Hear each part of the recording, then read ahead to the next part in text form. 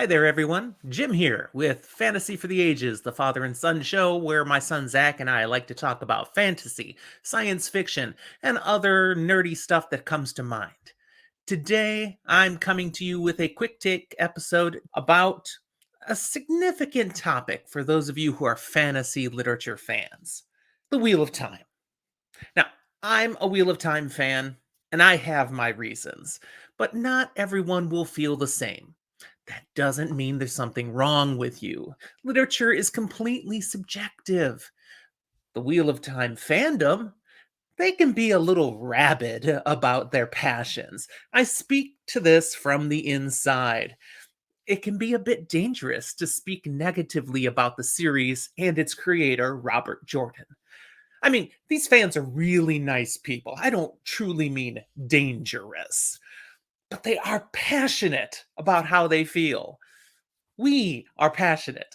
Ask Spencer over at the Fantasy Files about how someone feels when someone else speaks against the Wheel of Time, and he can tell you things. Then let's talk about just Robert Jordan. This is an author who wrote an incredible series, but he was not perfect. He had flaws.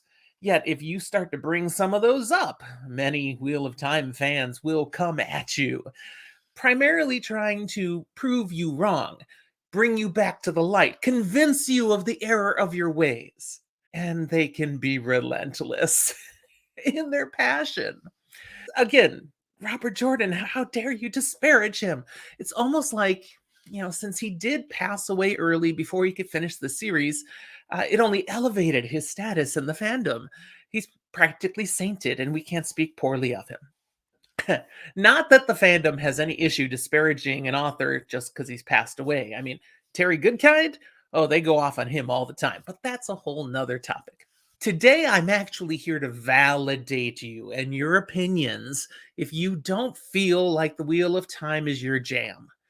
There are legitimate reasons a person may not care for the Wheel of Time. Here are the primary reasons that come to mind for me. One, it's too long.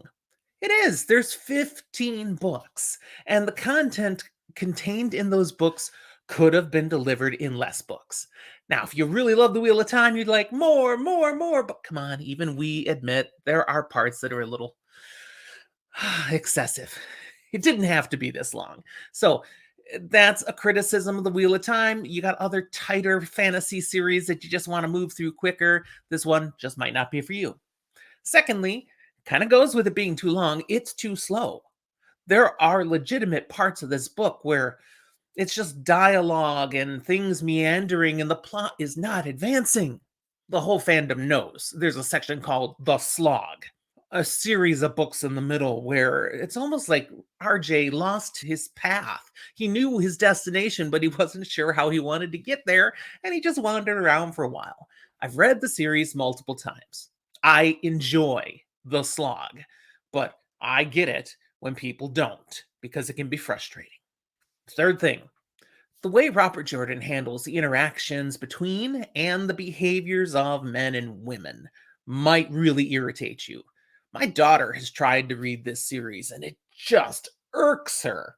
She's in her upper half of her 20s. I thought she'd enjoy this and appreciate it, but she's like, this is horrible. She can't stand that aspect of the book. Now, I love the way he handles men and women, but there are some behaviors, there are some oddities, the way he describes that just will not work for some people. I get that.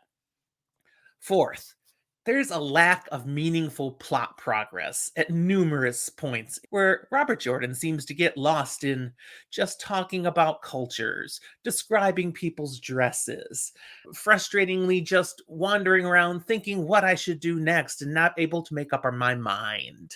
For the love of Pete, just move on already. There were times he could have moved along a little faster. Number 5, built-in plot armor. Robert Jordan created this thing called Taviran. There are certain reasons in this book that some people just will not die. And it gets practically ridiculous. These people should die. There's no way they should still be alive, and yet you know they're going to be fine.